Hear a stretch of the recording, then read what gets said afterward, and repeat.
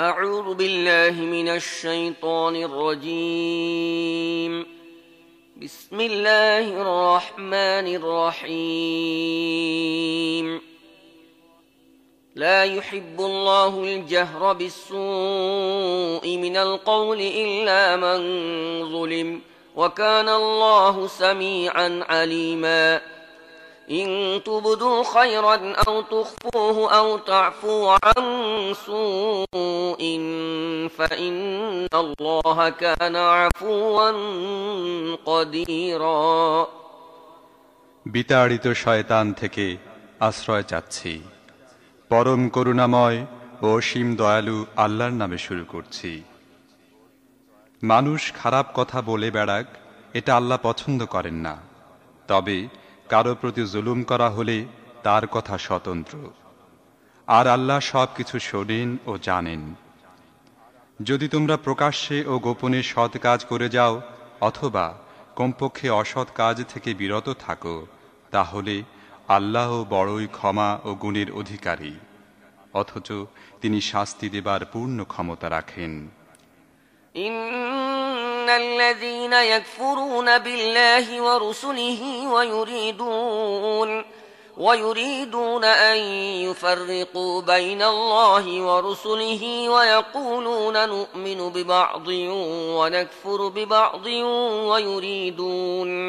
ويريدون أن يتخذوا بين ذلك سبيلا أولئك هم الكافرون حقا وأعتدنا للكافرين عذابا مهينا والذين آمنوا بالله ورسله ولم يفرقوا بين أحد منهم أولئك سوف يؤتيهم أجورهم وكان الله غفورا رحيما যারা আল্লাহ ও তার রাসূলদের সাথে কুফরি করে, আল্লাহ ও তার রাসূলদের মধ্যে পার্থক্য করতে চায় এবং বলে আমরা কাউকে মানব ও কাউকে মানব না, আর কুফর ও ঈমানের মাঝখানে একটি পথ বের করতে চায়, তারা সবাই আসলে কট্টর কাফের। আর এহনো কাফেরদের জন্য আমি এমন শাস্তি তৈরি করে রেখেছি যা তাদেরকে লাঞ্ছিত ও অপমানিত করবে। বিপরীত পক্ষে যারা আল্লাহ ও তার রাসূলদেরকে মেনে নেয় এবং তাদের মধ্যে কোনো পার্থক্য করে না, তাদেরকে আমি অবশ্যই তার পুরস্কার দান করব। আর আল্লাহ বড়ই ক্ষমাশীল ও করুণাময়। يسألك أهل الكتاب أن تنزل عليهم كتابا من السماء فقد سألوا موسى أكبر من ذلك فقالوا أرنا الله جهرة فأخذتهم الصاعقة بظلمهم ثم اتخذوا العجل من بعد ما جاءتهم البينات فعفونا عن ذلك وآتينا موسى سلطانا مبينا এই আহলে কিতাবরা যদি আজ তোমার কাছে আকাশ থেকে তাদের জন্য কোনো লিখন অবতীর্ণ করার দাবি করে থাকে, তাহলে ইতিপূর্বে তারা এর চাইতেও বড় ধৃষ্টতাপূর্ণ দাবি মুসার কাছে করেছিল। তারা তো তাকে বলেছিল, আল্লাহকে প্রকাশ্যে আমাদের দেখিয়ে দাও। তাদের এই সীমালঙ্ঘনের কারণে অকস্মাৎ তাদের উপর বিদ্যুৎ আপতিত হয়েছিল। তারপর সুস্পষ্ট নিশানিসমূহ দেখার পরও তারা বাছুরকে উপাস্যরূপে গ্রহণ করেছিল। এরপরও আমি তাদেরকে ক্ষমা করেছি। আমি মূসাকে সুস্পষ্ট ফরমান দিয়েছি। ورفعنا فوقهم الطور بميثاقهم وقلنا لهم ادخلوا الباب سجدا وقلنا لهم لا تعدوا في السبت وأخذنا منهم ميثاقا غليظا فبما نقضهم ميثاقهم وكفرهم بآيات الله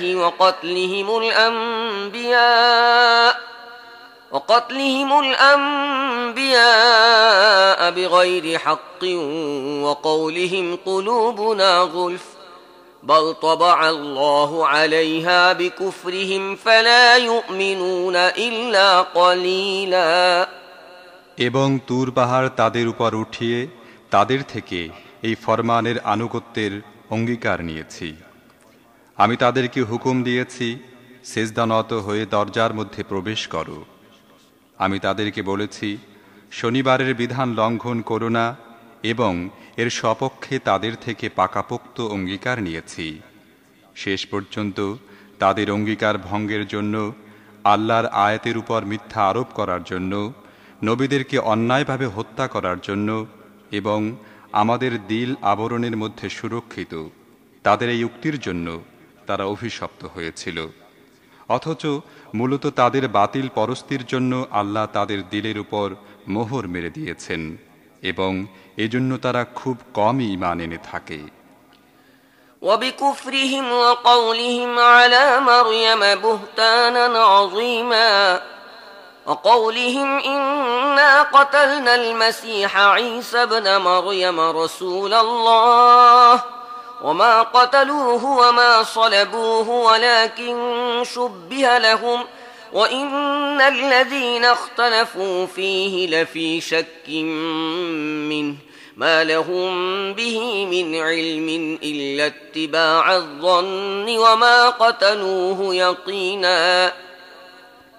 তারপর তাদের নিজেদের কুফরির মধ্যে অনেক দূর অগ্রসর হয়ে মারিয়ামের উপর গুরুতর অপবাদ লাগাবার জন্য এবং তাদের আমরা আল্লাহর রসুল মারিয়াম পুত্র ঈসা মসীহকে হত্যা করেছি এই উক্তির জন্য তারা অভিশপ্ত হয়েছিল। অথচ প্রকৃতপক্ষে তারা তাকে হত্যাও করেনি এবং শুলেও চড়ায়নি, বরং ব্যাপারটিকে তাদের জন্য সন্দিগ্ধ করে দেওয়া হয়েছে।